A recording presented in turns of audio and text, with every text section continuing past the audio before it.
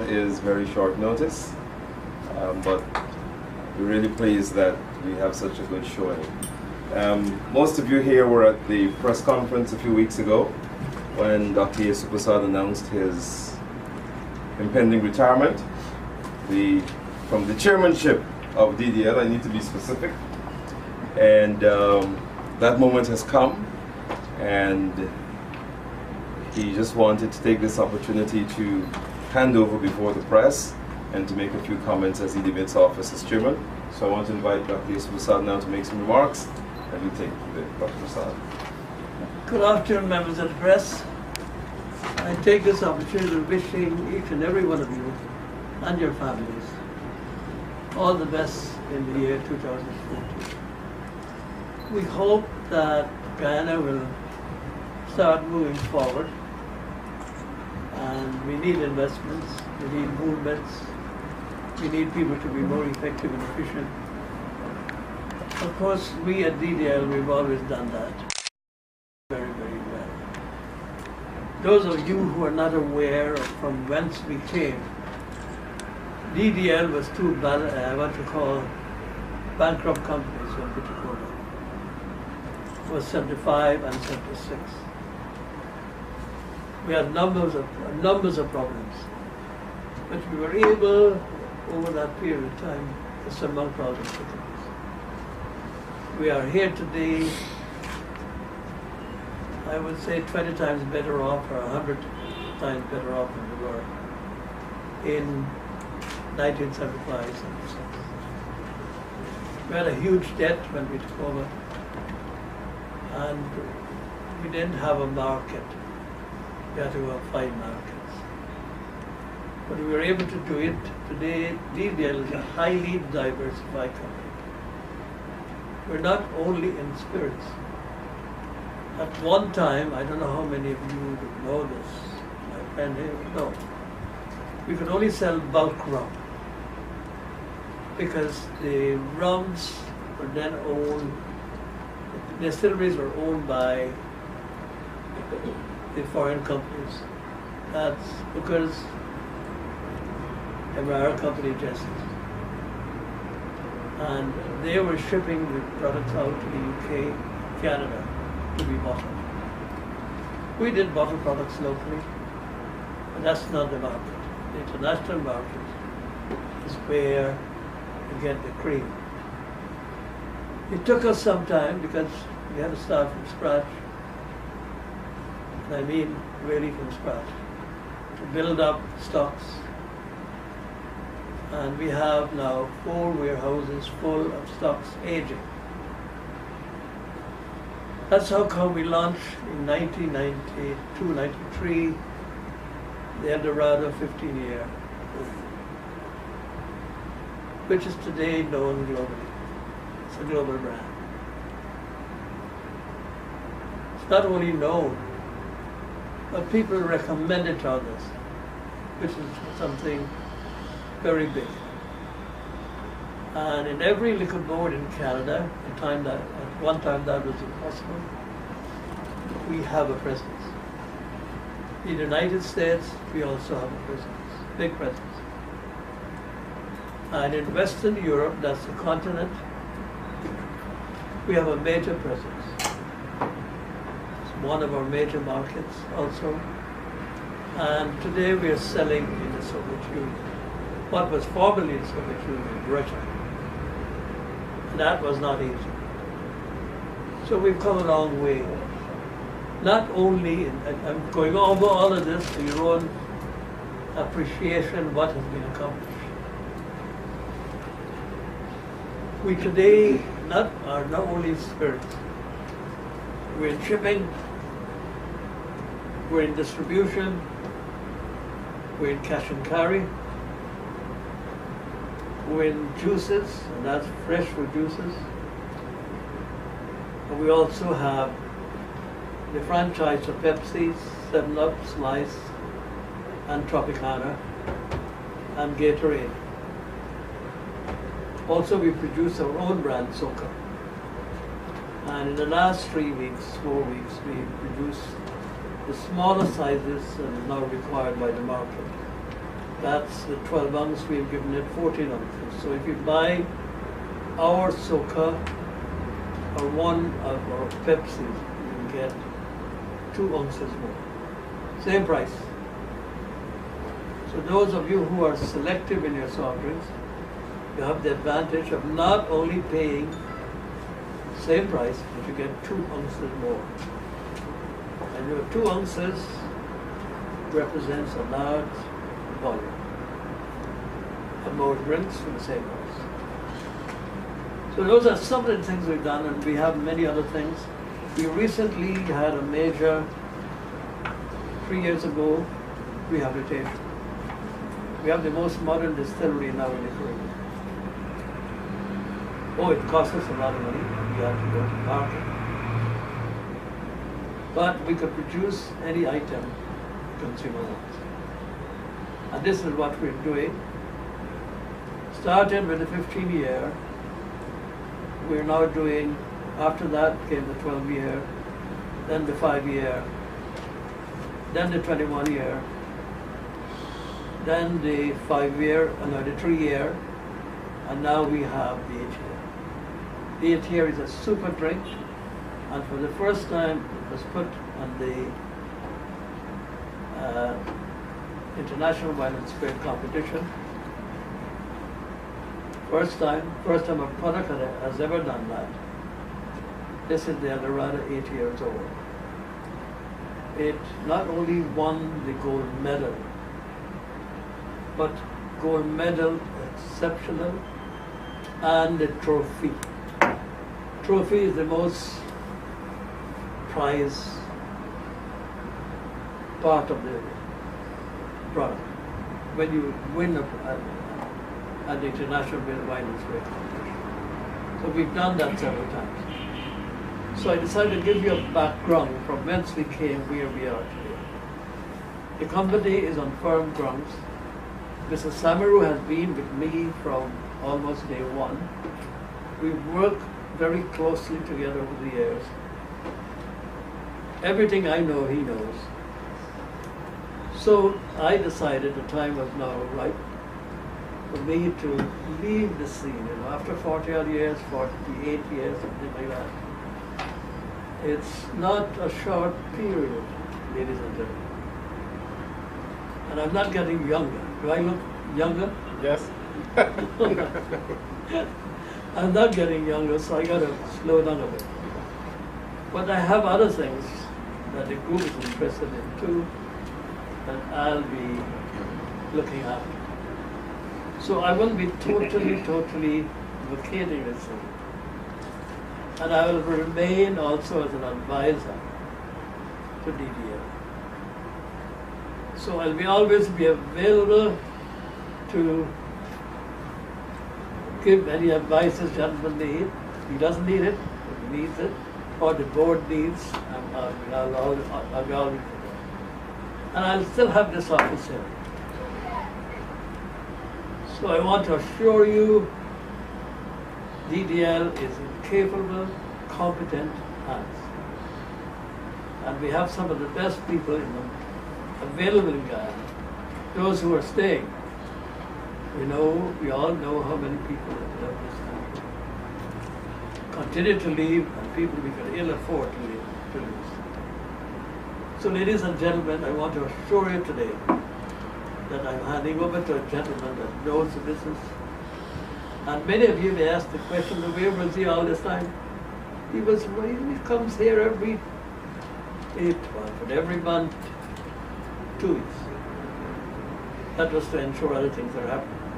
But he was creating a market in North America. And that market is now reached, well, not maturity. We still have some way to go. We've come a long way from zero, ladies and gentlemen. And to create a brand from zero in this world, competitive world, it's not an easy task. And we have done it. I haven't mentioned this to Kamal. When we launched the 15-year-old, there was a meeting in Barbados by some top business persons. they had these prizes giving out for the best entrepreneurship of the year. I was invited specifically by a well-known businessman, I would say top businessman in the career, to explain how can I produce and try to sell a rum, they call it rum, at a higher price than Scotch whiskey, Black Label, all the other brands. So I said, sir, many people who are in this business, they haven't realized the potential of this business, but you have to invest money. That means you've got to age the product for long periods. You know, you have Scotch whiskey, 30 years old, 40 years old, but our evaporation is higher than in Scotland. When we put 60, I'm going to use gallons for simplicity so you can understand that. I'm not going to give you liters or absolute or whatnot, so you don't get confused. If you put 60 gallons in a barrel, when you open that barrel, if it's a 15-year-old, you're lucky to get 15 gallons. The rest has evaporated in the air, but what has remained in the barrel is a super fine product. The best you could buy anywhere. That's exactly how they do it in Scotland. In Scotland, if they want a 20-year-old whiskey, they got to put it for a longer period because our aging is faster, but our evaporation is greater. So I'm teaching you something about spirits now too, at the same time. I've been to Scotland, both of us together. We were guests of Seagram's, and Seagram's was #1 for a couple of days. We saw the things they were doing. So my reply to this gentleman, sir, wait and watch and see. You know nothing spirit, obviously. Very nice place for it. All spirits mature and age when you put it down for aging. In the tropics, it's fast. In the temperate region, it takes longer, double the time. So whether it's Scotch whiskey, whether it's cognac, brandy, a product improves with age. He rang me last week when he heard that I'm retiring. You got to hand it to the man. And he said, I am bringing you strictly, first of all, to congratulate you, you've decided you're going to ease yourself. But I want to apologize to you for when I challenge you. How can I sell at a higher price than Scotch whiskey? You had to answer it yourself. What sells most in Trinidad in terms of a superior product? What people prefer best in, I'm talking about the Caribbean now. El Dorado. It's always the 15 or the 12 or the 5 year. And if you go internationally, you'll see it elsewhere. Everywhere. So yes, that's what DDL is all about. And that's what the two of us have been working on many years. So the Guyanese public today has the only brand image that you could say come from Guyana. And you know what that is? El Dorado, 15-year, 21-year, 12-year, and the others. It's known internationally. Now you don't create a brand the time we have done overnight. It costs millions, but we've done it in peanuts.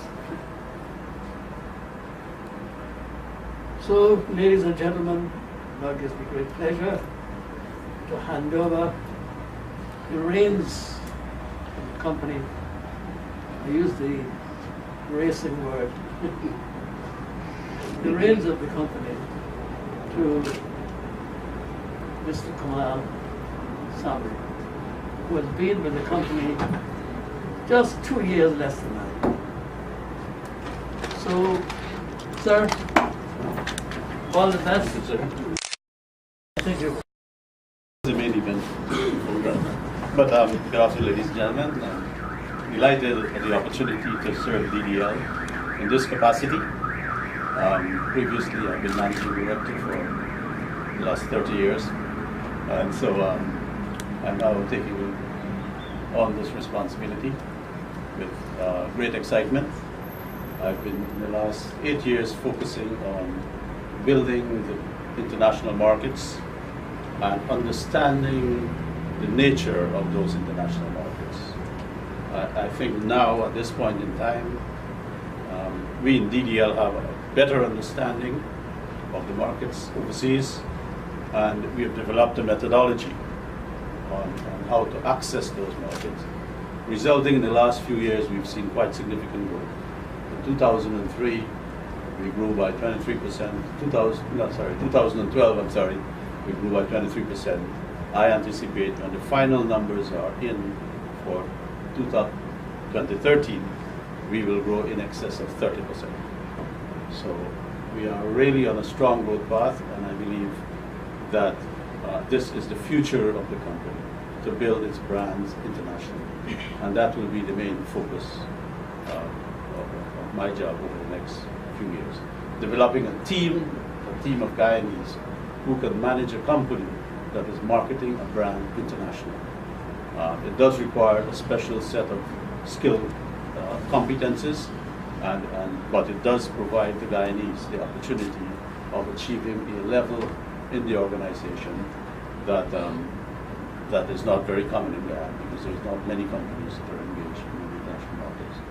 So you'll hear more about the things we do. We have a lot of exciting plans, but in the years to come you will be hearing a lot more from me. Thank you very much for coming.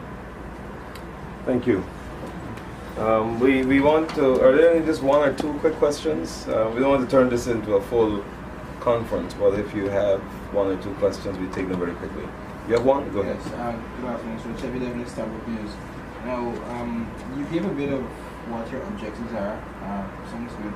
But in relation to DDL's community commitment, alcoholism is an issue in Guyana, and we see multiple cases of persons after consuming alcohol, doing all sorts of things. So, what is DDL doing, and what does DDL plan to do to address this particular issue, if anything? Okay.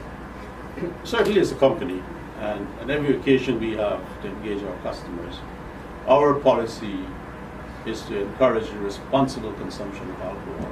It is not in the interest of DDL nor the industry that we operate in for people to abuse alcohol and damage their personal body and damage other people. We subscribe to the international best practice.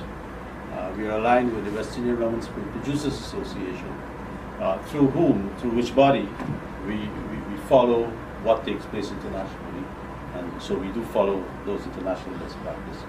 We started a few years ago a program of getting reaffirmation by our retail partners not to sell to underage persons. Some parts of the country we run into a particular challenge in getting retailers to subscribe to that program. And one of the things that we want to do this year is to take that program, rehash it a bit, and be a bit more aggressive in promoting it. Because we believe we have a social responsibility. Okay, and we will live by that commitment to be very responsible as we pursue our business goals. Mr. Samuel, to follow up on my colleague's question, is there a chance though of the company investing in rehab services? For instance, I know the Salvation Army is engaged in rehab of both alcoholics as well as drug abusers. Generally, is there a chance of the company investing in that kind of? In managing a company as complex as this, there's only so much you can do. And it is, as I said earlier, or alluded to earlier, it is a challenge to have the skill set to really build a business of this nature, given its complexity. But I think we will be supportive of any well-managed effort to provide rehab services by any social organization that can. And Mr. Prasad, you said in addition to serving as an advisor, you'll be involved in a number of other things. What are those? You mean other things? You know, over the years, I've done many things. I don't know if you've heard some of it. You know Guyana? The trust company Guyana Limited? Yes. Guyana Unit Trust?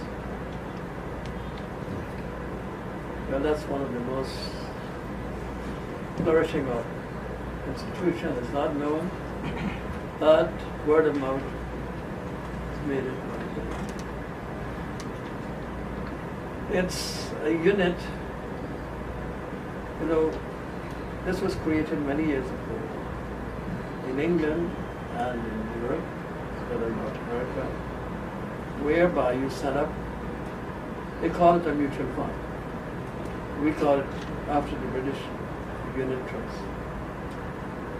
The management company buys shares in several companies, then splits those shares into units. And instead of you want to be a shareholder of X company, or DDL, or Demer Bank, you were able to buy the shares, which may be too expensive. But you could go and buy 1,000 units at such and such a price, depends on the price prevailing on the day in question. Now, this company was started, I don't know how, most of you would be too young. When Justice Securities, Damar Company, Sabbath Parker were taken over by the government. This was one of the new development that Oliver Justin had introduced with that. And since there were no marketable shares, the government policy was businessmen were crooks. They're making profits out of the poor man. And cooperatives were to be the order of the day, and businesses will die. In some cases, they killed them. Anyway, the government refused to take it because it wasn't worth much. Since there were no businesses, the businesses were being taken over or declining and all of that. The government refused, and I got in touch with Oliver Justin in London, whom I knew because I was on the board of the Guyana Unit Trust. So I said to him, sir, have you any objection if I take over the unit trust? He said, man, Isu, what am I going to do? The thing is valueless. I can't trade in Guyana anymore. Do what you want with it. So I called in as many unit holders as I can. They were poor people. You know, 1,000 units, 500 units. And it was really valueless, maybe 2 or 3 cents. So I said to them, what do you want? You want me to liquidate this thing? Or you want me to run it on behalf of the unit holders? I promised I wouldn't take any salaries, fees, or anything until things normalize. Well, after 1985, when Mr. Hoyt reintroduced that business should be back in operation, we saw the wind was blowing. And we reintroduced it, and without very little advertisement, it has done exceedingly well. So it's one of the secrets in Guyana. I don't want too many secrets now because tomorrow the unit trust may be so swollen with a number of persons who want to buy units. So that's the reason. So it's a gradual thing. You buy 10,000 units, you want another 10, you come and buy it. And in the meantime, it has grown, I would say, several thousand-fold. If you had 1,000 units at the time when you bought, which was valueless, you will today have something like 40 to 50,000 units. 40 to 50 units is against rent. So your value would have quadrupled, how many times, okay? And we pay a 48% dividend annually. Not to be sneezed at. But we invest, not only in Guyana, we invest overseas, we invest all over the world.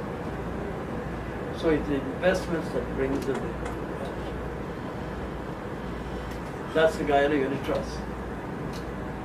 I gave you an idea of the trust company Guyana Limited, where we invest other people's money, we invest trust funds, we invest the pension funds, Guyana, many of these companies.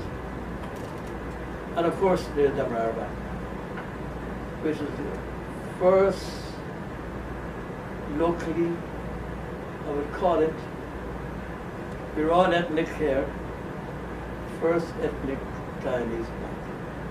Prior to that, all the banks that were formed here were expatriates. And a few little other things here and there. You didn't mention iPad. Sorry? You didn't mention iPad. Oh, iPad, that's my personal thing. iPad was started the concept came to me in 1985. Most of you would have seen the advertisement, or listened to the radio, or look at television, you would have seen iPads. Now, when I looked around in 85, most business had died, or were dying. We had to recreate businesses. So I went and see the then president of the White House and said, "Sir, is the wind blowing in my direction or in the right direction?" He said, "I think I know what you mean. We are changing policies and any encouragement to, we are divesting at the same time. We stimulate the economy by investments." So I said, "Look, we have to raise money for this purpose." And right away he said to me, "Let's stop there." Just like he said, "Stop there. You know we're bankrupt. I can't give you a penny." I said, "Sir, I did not come asking for money. I asked you your agreement with our plan." He said, "Great, go ahead and do it, man." So I said, "I'm going to launch this thing on the 20th of January 1986. Remember the date. "Would you come and give us a speech address?" He said. "Oh, certainly we did, the whole cabinet," which he did. And that was the beginning of iPad. We launched the iPad there, and we collected, some promises, some in, some out. Then the job was to find funds. Well, I started looking around. One good thing, I had traveled a wee bit, and under the Justice regime, I had spent a lot of time moving between here and the UK. And I knew how these things work. But they were in investments, they were in everything, insurance. And we were able, I was challenged by Pan American Development Foundation. He liked the project, he said it's great. He has some Guyana money. No use taking out the Guyana, I can't get US dollars for it. Not yet.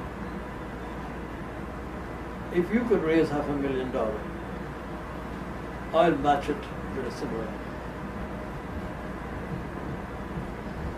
And within 2 months, with friends overseas, some local people, was mostly overseas. Caribbean, USA, UK, Canada. We were able to raise that, and I sent him a statement which says, he immediately replied, he said, I want you to be in Washington on such and such a date, but I want you to dress well as a gentleman. That means that no tie, three-piece suit. All right, I was there, and that's when he presented me with his chair. And I presented, I'm giving you all stories, and these are all true, with the cash. And that was the beginning of IFED. We started with staff of 1. Today, we employ nearly 100, mostly professionals. We own our own premises in South Road, in Quarantine, and Anna. And we rent a number of premises all over the country. We are from Broward Creek right down to Region 9, 7, 8, everywhere. And we insist that in order to, we must make a profit, because we have to replace the money we are lending out. Well, I'm pleased to say that we're totally self-financed. Okay, Chairman, thank you. I think, Dennis, that gives you a partial view of what Dr. Prasad will be doing in his retirement. Thank you very much, ladies and gentlemen, for coming. And as usual, we hope to engage with you again very soon. And I promise you the notice then will not be short. Thank you very much.